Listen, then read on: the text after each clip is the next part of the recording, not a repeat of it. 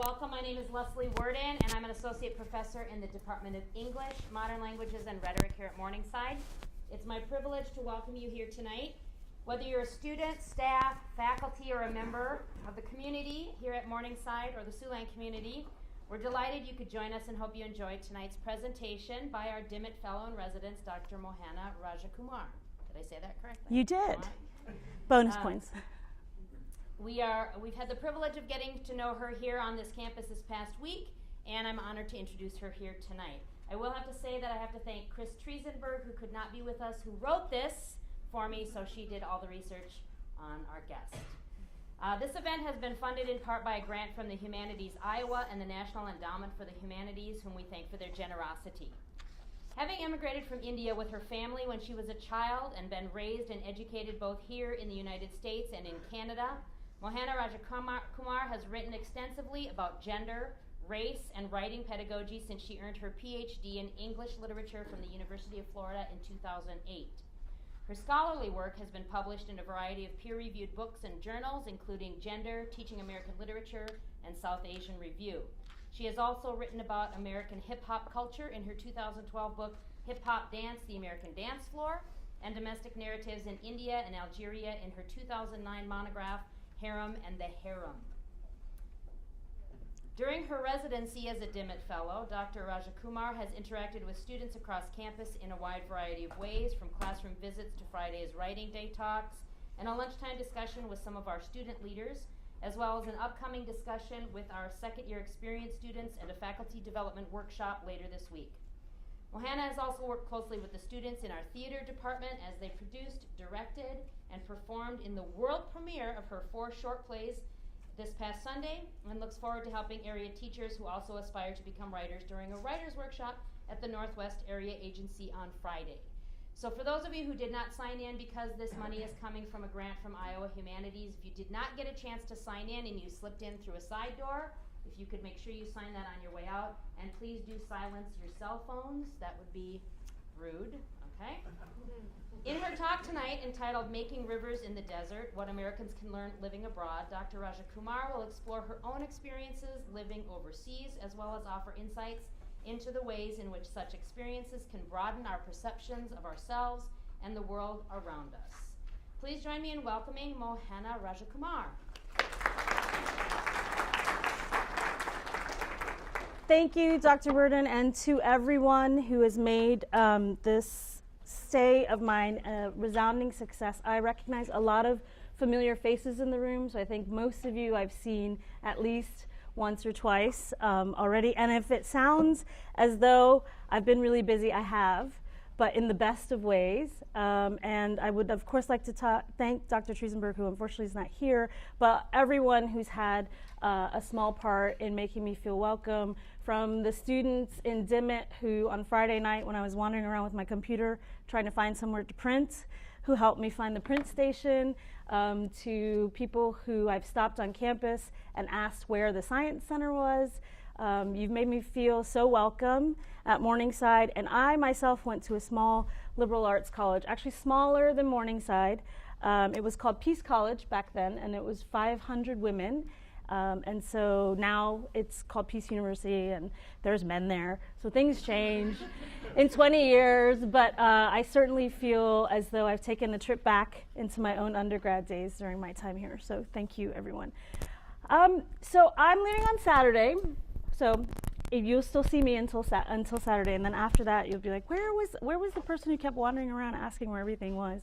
But what they asked you to do tonight is to put together some thoughts on what it means to be an American abroad, and also all the many things that we can gain from going abroad. So before we have that discussion, I want to show you a short trailer. It's a documentary trailer of a short documentary I worked on a few years ago, and it's called Doha Driving. And one of the reasons I decided to show you this is because most of you are in the millennial generation, and I think you only speak through video. Yes? I should be recording myself and sending it to you. And then also because I think it gives you a good idea of what Qatar is like if you haven't yet been subject to one of my classroom lectures. And I can give you a flavor of some of the issues and even visually seeing the country. So we'll just play that for, is this touchscreen? No. We'll just play that for 2 minutes and then we can pick up from there. My craziest incident with another driver went down like this. I was driving in the left lane of a 2-lane road on my way to work. And the guy comes up from behind me pretty fast, so I try to move right to let him by. He tries to pass me on the right at the same time and nearly hits me. I honk my horn and this causes him to completely lose his mind. He tries to sideswipe my car, blocks me from passing, and I didn't really understand why was he doing this. Well, just because you drive a fancy car, that doesn't mean you're on the road.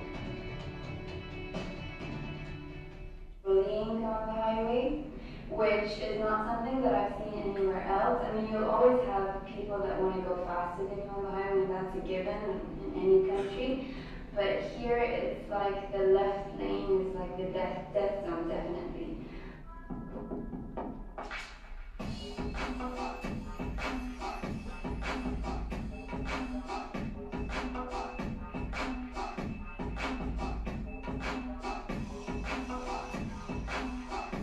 Driving myself to school when I was 17. I actually stole the car once, so they punished me. They made me use the car to drive to school and back every day. It was my father's car.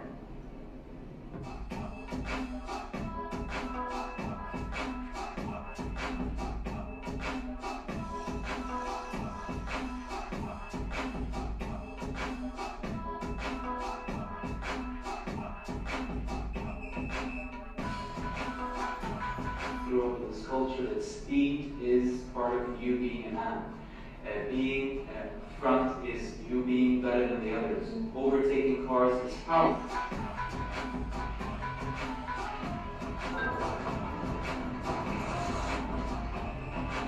He got so close to mine that he actually kind of hit my car, although the speed was very slow, so he only actually touched it, but even so. And I put my hazard lights on and got out of the car and spoke to him. He put his window down, but he was on his telephone.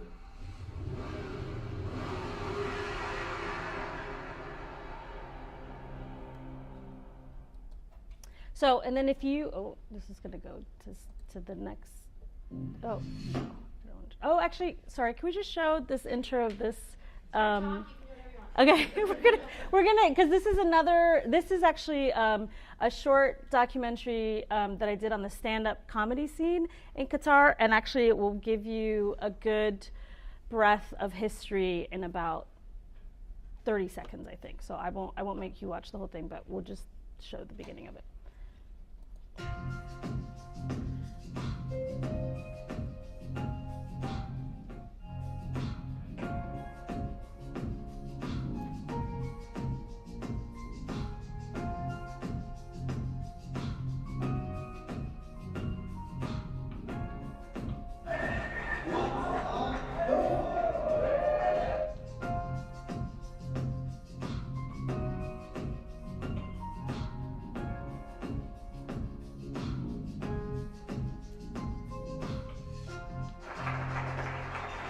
This is Stand Up Comedy Qatar.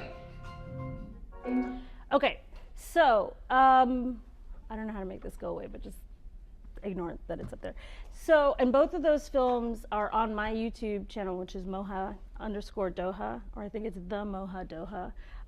If you end up wanting to watch them, the driving one or the stand-up comedy one. So, what you've seen? What are some things that you noticed based on those images that you saw just then in those two short snippets? Anybody want to offer any observations? Things were going pretty fast. Okay, yes. So it's people were driving at a very fast speed. Yes, that's true. I think 60 kilometers an hour is probably the slowest you could get anyone to go. Anybody else? I know some of your names. I didn't see people of color. Okay, and that's very interesting to know as well. So you didn't see them as speakers, or you didn't see them in the video at all. Definitely people of color, although they are in the majority in terms of numbers, their visibility in the city is not proportionate to how many people there are, because a lot of them are laborers. So most of them are working construction. That's the majority of that 2 million population is on construction sites, building the infrastructure of the country. Anything else that you noticed? Were you able to understand everyone that was on camera? Yes? Anybody surprised by the amount of English? Yeah. So, I mean, Qatar is this tiny country that's on the top of Saudi Arabia, and one of the things that happens when you're very small is that you have to learn how to play with everyone else who is much bigger than you. And so the Qataris went from being a British protectorate, so essentially a British colony overseen by the British, to then having their own independence. And with independence came a lot of decisions that they needed to make about how they wanted to live their lives. And one of the really interesting ways that they have moved forward, I think, in the world is that they have a very modern identity, right? So the city is very modern. Because of their vast wealth, they have the ability to purchase all the things that we would be, used to. Anything in the Apple universe, for example, at a markup, of course, because they're all imports. But yet, they still really want to retain an Islamic and Arab identity. That's very important to them. And that's a big concern for them, being such a small minority, 250,000 people in a population of 2 million, where most people are expats, most people are invited there to work on a specific project. I moved there in 2005 to help start Georgetown University, and then I met my husband at work, which I don't necessarily recommend as a strategy, but it happens. Sometimes it happens. And 12 years later, we're still there. So, and it's one of those places that is growing so quickly, and expansion is happening so fast that it's almost at such a fast speed that no one even has the time to think or process about what's going on. Half of the buildings that are in Doha now were not there when I was in 2005. We've moved house 5 times, so we've moved to 5 different houses, and each time we've been the first occupants in each of those houses. So that just gives you a sense of how new and how quickly things are coming up. But at the same time, with all of that newness and all of the growth, there's still an intact culture that's been there, decades before I got there, and will definitely be there probably decades after I leave. So what took me overseas? It was just the impulse to have an adventure. Now, like many of you, I grew up in a small town. I grew up in a small town called Gainesville, Florida. It's actually bigger than Sioux City, but who's really counting? And when I was growing up in Gainesville, I was always the one who was different. And so maybe if I had grown up in a town like DC or LA or somewhere bigger, I wouldn't have felt so different to all of my peers. It was a long time before I lived in a city that had a majority population of Indians. That was when I was in graduate school, when I moved to Pittsburgh, Pennsylvania, and there's about 33,000 people of Indian origin living in Pittsburgh, in and around the Pittsburgh area. So I got to Pittsburgh and I was like, oh wait, I'm not special anymore. I'm just like everybody else. And that was a big shift for me. And then also with my academic discipline, I was studying, even though I'm not Muslim, I was studying Islam and gender. And so I really felt that I couldn't authentically write about Muslim people or Muslim women unless I had lived in an Islamic society. So when the opportunity came to go to Doha, I was really, it was like the perfect fit of all the things that I thought that I wanted to do. When I got to Doha, because growing up, I was at the nexus of a struggle between my parents and the culture that I lived in. So I was a teenager in the 80s and the 90s, long before most of you were born, I know. And I was in a fight for my life to prove myself as being American, right? All my friends were Americans. I was in America. I didn't understand why my parents brought us here if it was not to be, Americans. That's clearly what we were doing. And my parents, on the other hand, in the meantime, every time the front door closed, they were sure that we were in India. We might as well have been in India. I wasn't allowed to go to football games. I know. Can you imagine high school without football games? Especially here, I know football is really big. I didn't go to prom. Well, not officially. I think my parents know now that I went to 3 proms. I'm not sure. I don't know if you're watching this, Mom and Dad. Just all of the things that are staple American teenage things. I wasn't allowed to go to any sleepovers. And so I have fought so long and hard to establish this American identity. And then I get to Qatar thinking, right, here I am. I'm going to help start this American university. I'm 4 hours from India, which is my birthplace. I was born in India. We left India when I was 5. And then the strangest thing, everyone there thought I was Indian because I looked like all of the people that they knew who had been coming from the subcontinent of India to Saudi and the UAE and Qatar and Kuwait since the 70s. Since the discovery of oil, people have been going from the subcontinent to the Gulf to build, just like people from other parts of North America come to America to help build our infrastructure. And what's interesting about the development of the US is that the wealth didn't all come at once, right? So skyscrapers were maybe built by Irish and Italian immigrants, and the railroad was built by a lot of Chinese labor. And we had different populations coming in and out of the United States at various times, helped do different things. But the growth in the Gulf has happened so quickly in about 30 years that it's almost all been sourced from India, Pakistan, Bangladesh, and Nepal. So I knew none of this when I moved to Qatar. So I show up heavily entrenched in my American identity, and I get into the classroom with my Qatari students who their whole lives, people who look like me, have been their nannies. So you can imagine the first 6 months were a really interesting experience for both of us. But what I think, what I would encourage you all to do, and I have been encouraging you all in all the sessions that I've been able to see students and in talking, and I know your faculty are already super keen for you to do this, is to take those kinds of moments to make yourself really uncomfortable, put yourself somewhere that feels really risky in order to learn something new, both about yourself and about the world. And I think that's the sad thing that I've seen in the decade or so since I've been overseas, and in the 20 years or so since I've been in college. So in 1998, that was the first time I boarded a plane by myself. I think I was 18 or 19, to go to China for language study. And I chose China because all my friends were going to China, and I didn't want to go to India. My whole family was going to India on summer vacation. I wanted somewhere else to go, so we went to China.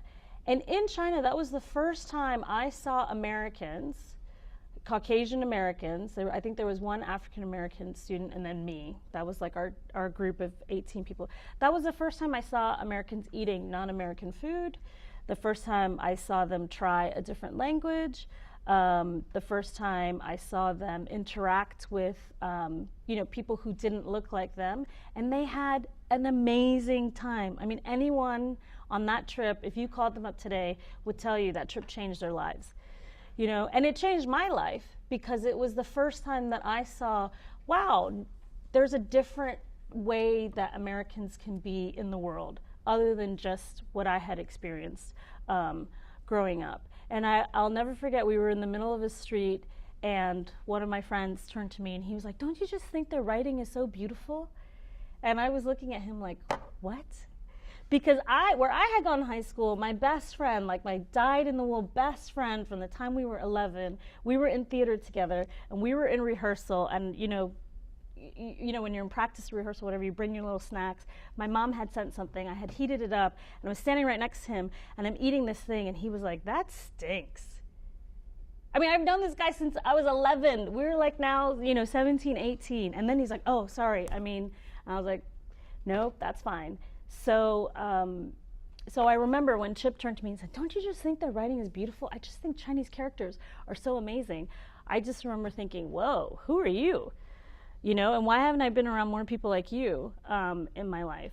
So I think that when you really push yourself and put yourself, it might not always feel comfortable. It's not that we loved every minute of that 6 weeks that we were in China. There were things, we actually developed a saying. It was called, it's not wrong, it's just different. And then there's wrong and different. You know, because everyone has a different way of doing things, and then there's some things where we're just like, oh, we don't think that should not be a thing. So what I've seen in the ensuing years since that very first foray into China is we as a nation, we have retracted, and that's really, I think, to our disadvantage, because the world in the meanwhile is going along at a very fast clip. And it's going to develop, and it's going to change, and it already is changing so much, with or without us. And we, you know, for so long, the nation of America, I see not that I've been a part of innovating any of the things that have made our country such an amazing engine for change, and, you know, a research hub, a place where scientists and academics around the world want to come. And it would be a real shame to lose all of that, I think. And those of us in my generation, you know, we're definitely hard. We're like in the trenches at work, but we look to you all to really change this tide. And I know that's not very fair, because you just feel like you're starting out in life and you're inheriting all of these problems. But guess what? That's what old people do. Older people do. We hand you whatever we have, and then you're the ones that have to make sense of it. So I still firmly believe that we as Americans have so much to offer the world. And for my part, I will tell you, the world still loves America. You know, we are known for being open-minded. We are known for being generous. You know, nations get very angry with us because our pop culture is so easy to consume. It's like candy, right? And so the conversations that people have in other parts of the world is like, how can we stop the invasion of American popular culture? It's everywhere. You know, the popular culture is corrupting our youth, whether it's the Philippines or India or Qatar or, you know, some poor child with a hyphenated background that lives right here in Sioux City. So if we stop engaging the world will go on without us, and it will be to our detriment. And so that's why I'm very thankful to programs like this, to the Dimmitt Fellowship, to the Iowa Humanities Fund. I've never been to Sioux City. I've never been to Iowa. I know, don't kill me. And yet I can see already that there are so many similarities between Doha and Iowa. Both these places are hard to get to. Both places have extreme weather conditions. As I was shaking snow out of my hair this morning on the first day of spring, and if we woke up in Qatar today, it was probably 88 degrees already in March. So spring just passed us by. We went straight into early summer. Both places have very hospitable people, very warm and welcoming people who take hospitality very, very seriously. And I think both places are thirsty to have more conversations like this. So even though I'd never been here, I definitely feel at home. And I think when you travel, you will find that is true as well. Because at the end of the day, people are people. And unfortunately, we forget that. We lose that with all of the other factors that are at play, and all of the other people who have all of their motives for things to happen or not happen. So I will read to you a little bit from Dunes to Dior, which is my memoir, which I know some of you have had to read in classes. And I'll read to you it's this essay. It's called From East to West and Back Again. And I'll just read the beginning to you, because it talks about me starting in India, moving to Doha, and then moving starting in India, moving to America, and then moving back to Doha. In early January 2005, long before I even know the country of Qatar exists, the INS letter comes with my naturalization interview date. I am one big smile, with labeled and photocopied documents sorted into a manila file folder that would have made my father proud. I prepare for my interview. After almost 20 years in the U.S., I've decided to apply on my own to become an American. At the end of the summer of 2005, I am still single, head of my household, an adult in Western terms. I will have to surrender my passport or risk arrest for traveling on the Indian subcontinent carrying 2 passports. Do Yins want to change your name? The INS officer asks me. Her towny Pittsburgh accent is familiar now at the end of my 9 months in town, so the Yins does not faze me. She means you.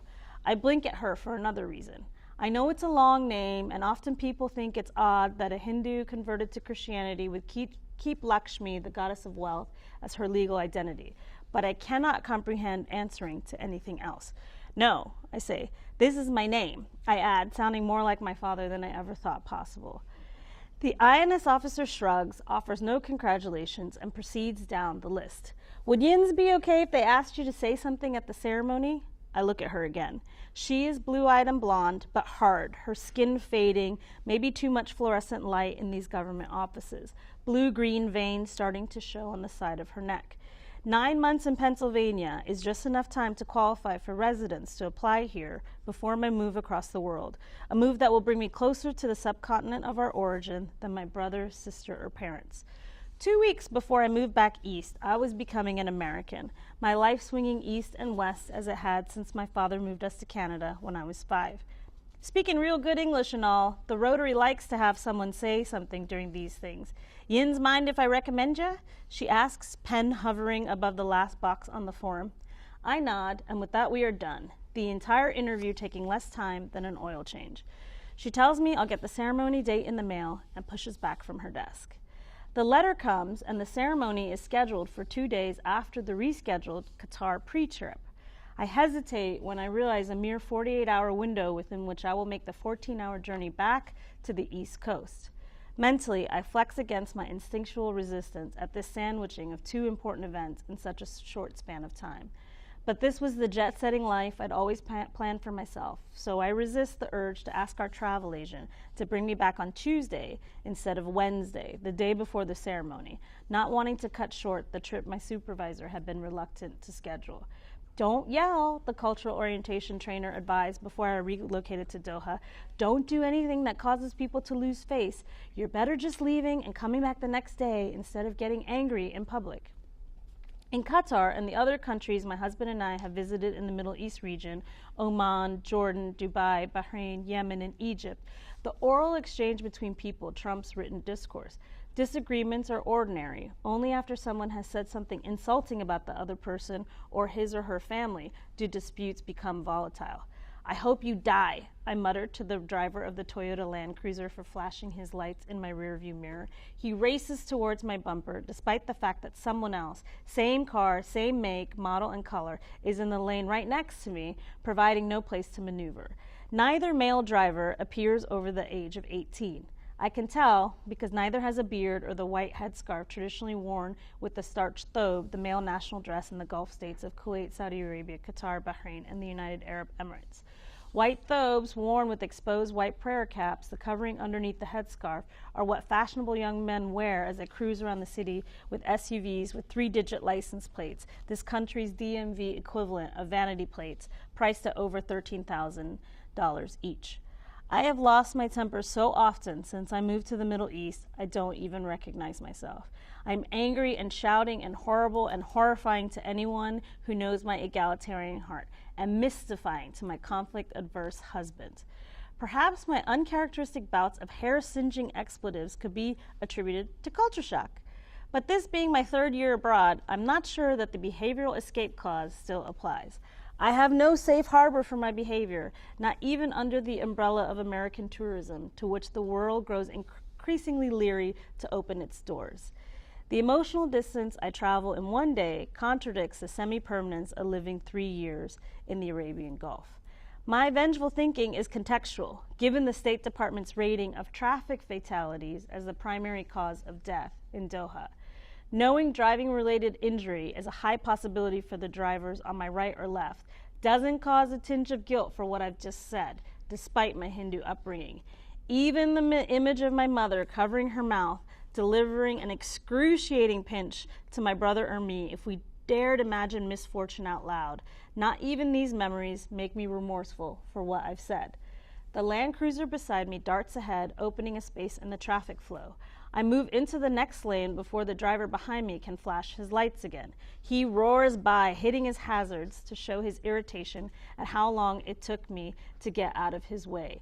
I resist the urge to flip a finger, something I've never done at anyone while in the car, even while driving in New York City. It isn't over, however, as there are still 20 minutes left in my commute, which is certain to be littered with similarly tempered drivers. I must relax if I'm going to avoid a layover in jail, a very real consequence for insulting a Qatari national. They aren't necessarily singling me out as a woman driver, since high beaming is a signal used all over the country on anyone odious enough to be driving under 100 kilometers per hour. What is the rush? After 11 years of driving in the United States, in California, Texas, Florida, North Carolina, Pennsylvania, Washington, D.C., road rage tracks me down in Qatar. And if I'm honest, road rage isn't a fair term, since the road has nothing to do with the mercurial rise in my temperature as I navigate the various aspects of my new life. So, obviously I had a transition period. And then in the essay, I go on to describe how actually when I was coming back to go to my naturalization ceremony, which is what you do, you take an oath to the United States, and then you get your naturalization certificate, and then later you can apply for your passport. It was in July, so it was in July, the year of the bombings in London. If you all remember the subway bombings, you were all probably in high school. So unbeknownst to me, because they had this terrorist event, they had changed all the rules for transiting through London.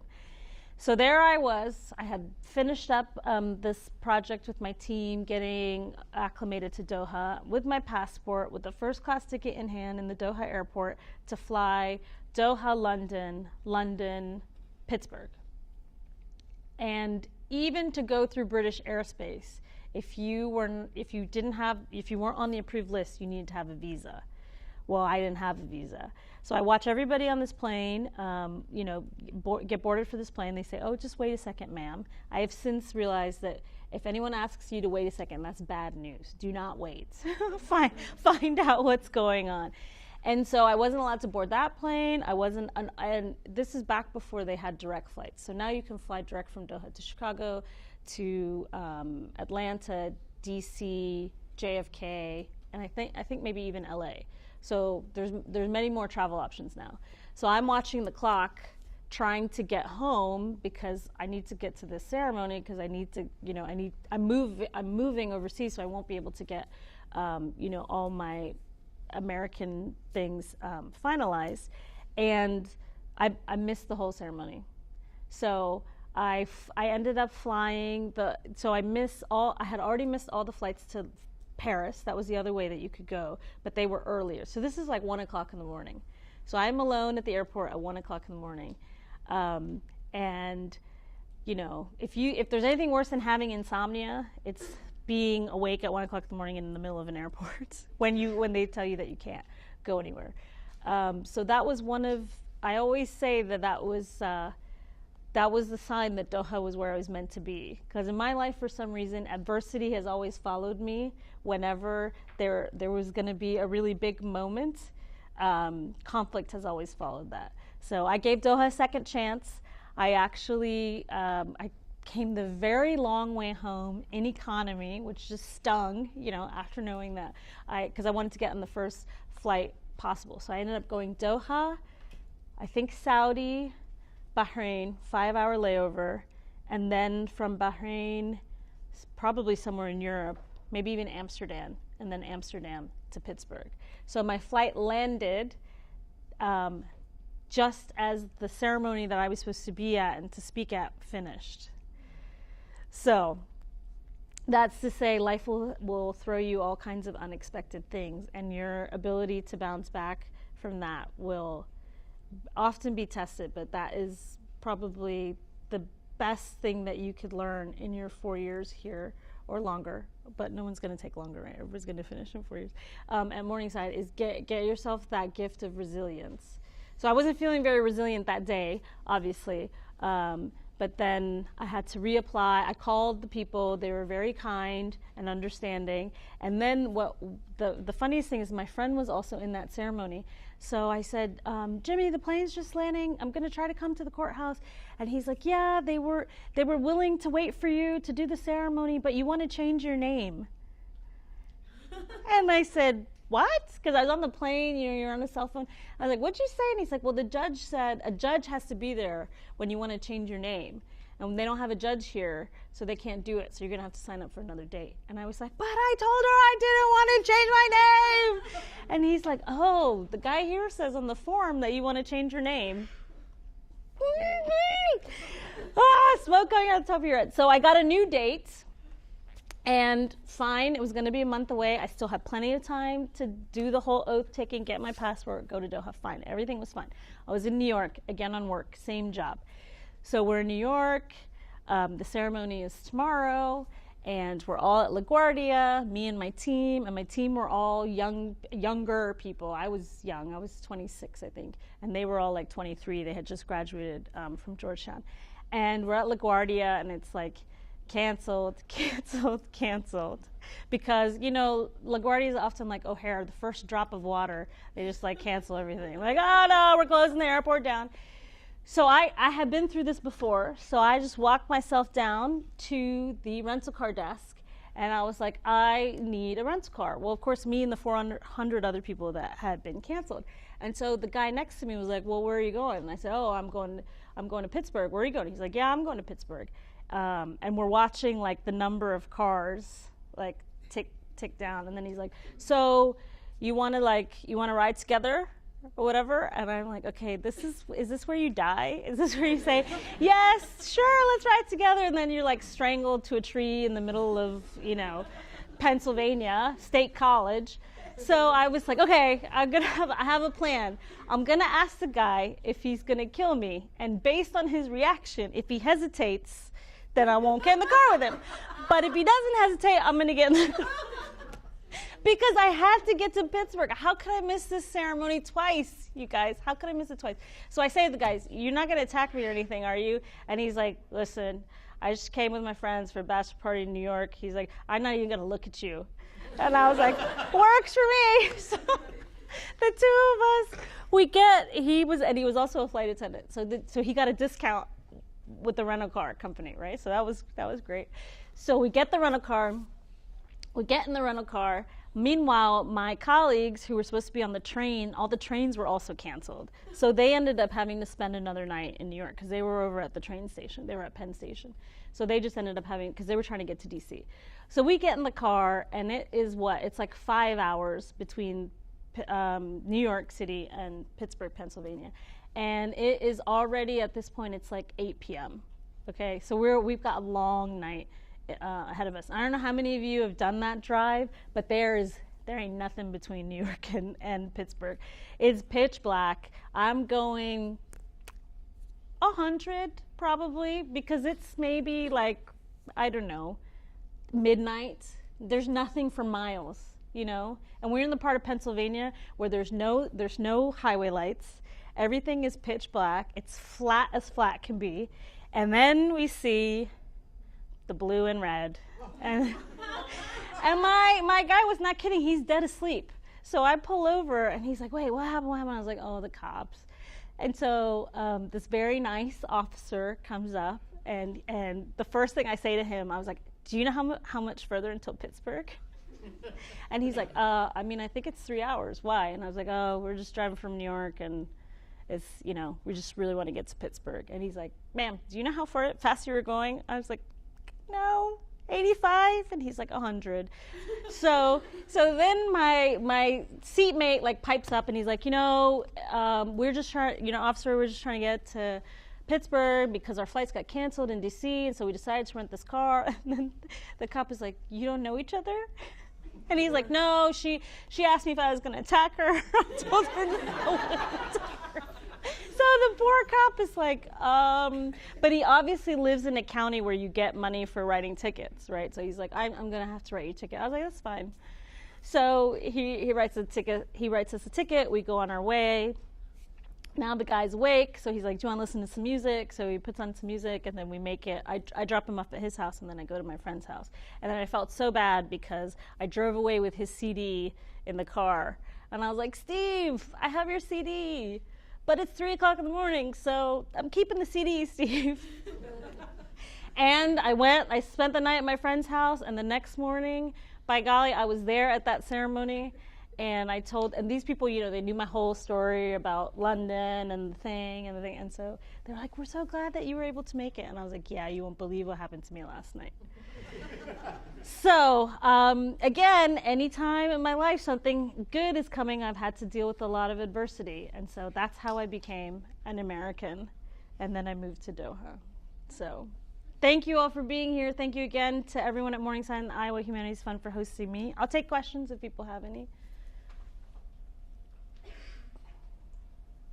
You can clap if you want to make it make it less awkward. Break up the awkwardness. You need to gather your thoughts. Can I ask, you didn't ultimately marry Steve, did you? No, I never. Bless his heart, I never saw Steve again. So you still have his CD? I think I shredded that CD when I shredded my CD collection.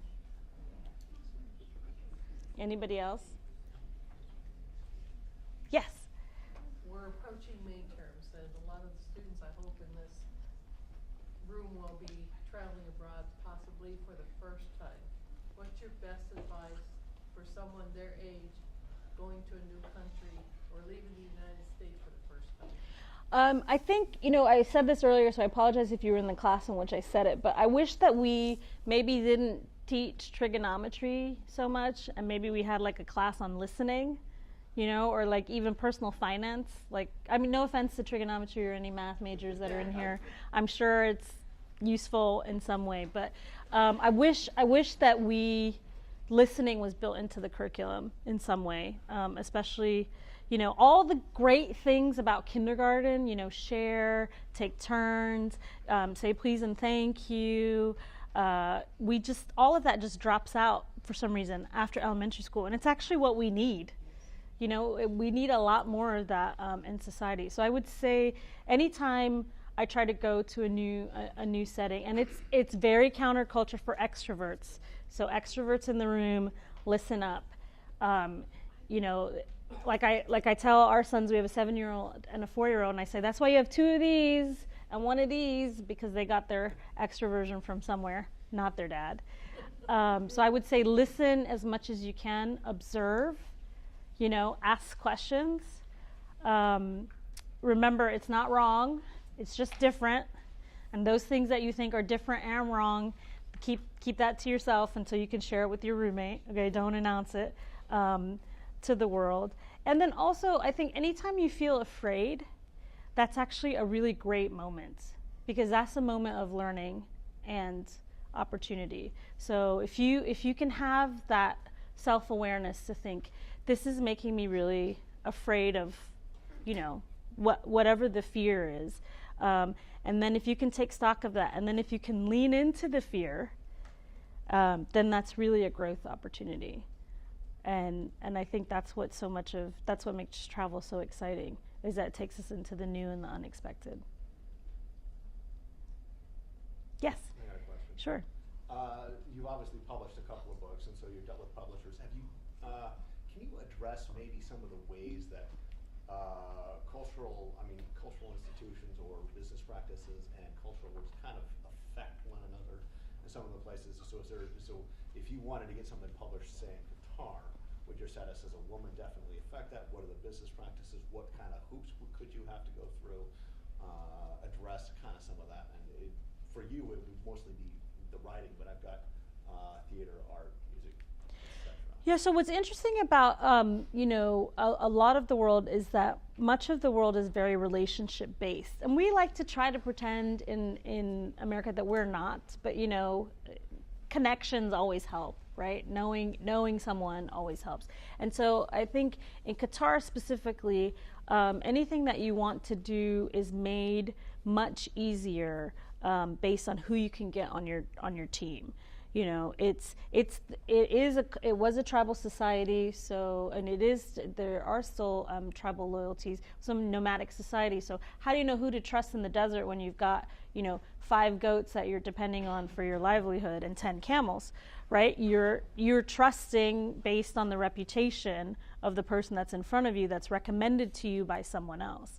It's basically an entire referral system or recommendation system. Now, in terms of publishing, in the Middle East as a whole, there's not a commercial publishing model. Like you can't get an agent who then sells your book to an editor who then sells it to a publishing house.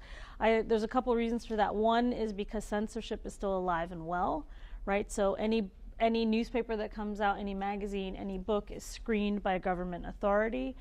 And so most authors, what they do is they work on a book, they try to get it as good as they can, and then they take it to a printer. And then the printer publishes the book, gives them 500, 1,000, however many copies, and they either go to a bookseller, you know, like Virgin Megastore or somewhere like that, a bookstore, Jarir bookstore, or they end up a lot of times they end up giving their work away, or they go to book fairs.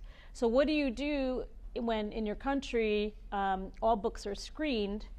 So the stuff in the bookshop, maybe nobody really wants to read because you've read it 100 times. You wait for the book fair, so the international book fairs, when all of the booksellers in the region come, and then you'll see people going to these book fairs with, you know, 3, 4, 5 bags full of books. They do all of their book shopping for the year, besides when they travel there.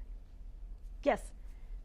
Based on your tremendous experience, I'm sorry, I can't talk to women with my head out. I'm a French. Okay.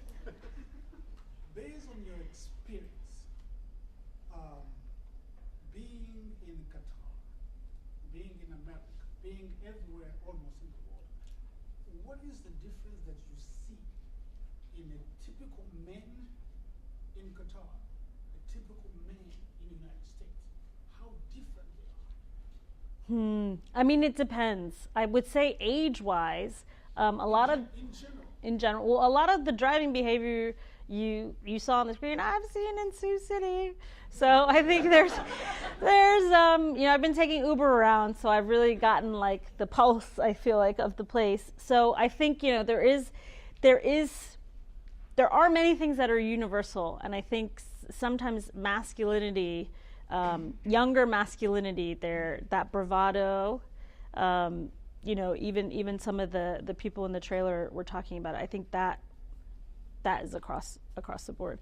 And I know we don't necessarily have a language to talk about it, and it's very uncomfortable. And, you know, here's another thing we could do in school instead of, I don't know, what's it, home economics. Although home ec is good because you learn how to iron. I never learned how really mastered ironing. But we don't talk about male privilege because it makes us uncomfortable. But universally, men are better off in the world. You know, they enjoy a lot of status and privileges.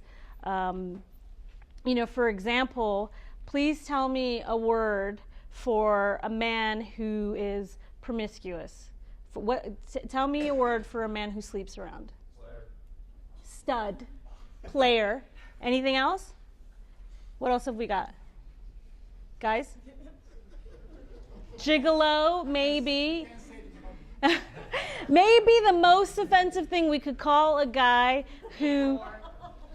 Yes, man whore. And what's interesting about man whore is that you first have to use whore.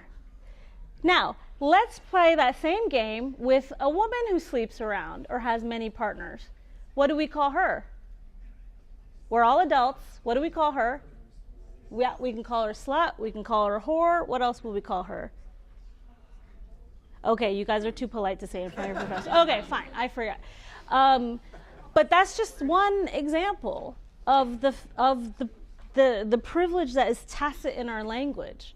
And that's in English, that's in Spanish, that's in Arabic, that's in Tamil.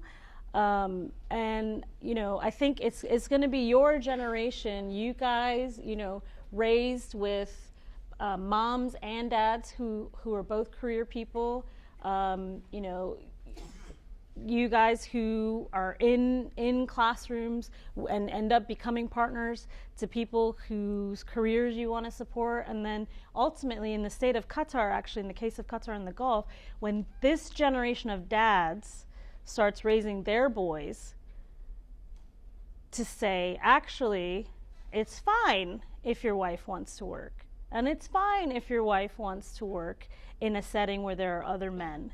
Because there is still a possibility that you could work in a government ministry where it would be only women. I mean, it's those opportunities are getting fewer and fewer and fewer, right? But there still are men who would say, well, if my wife is going to work, she's going to have to work for the government. She's not going to be able to work in the private sector where she might have to work next to men. So, you know, and I say this as a middle child with a younger brother who, you know, God bless it, bless his heart, as we say, bless his heart. He got to live with his girlfriend for years before they got married. Do you remember what my high school days were like? Yes? Do we have to go back to the no football games and the no prom and the no sleepovers? So I think men in the world enjoy a lot of privilege, and we can only go forward together once we're able to talk about it in a way that doesn't make anybody defensive. But when you share your toys, then we're all going to have more toys. Thank you. Thank you for the question. Anybody else? I used to run events like this, so I know it's better to leave you wanting a little bit more. Yes? So feel free. I'll be around. Feel free to come down here and talk to me. And Christina, we have a few of these. We do have a few of these left and they're free. Yes. So Christina is one of the heroes who has been gathering all the million pieces that go behind a visit like this. So thank you all again. Please forgive me if I stop you on campus and ask you where something is. I'm still trying to figure all of that out.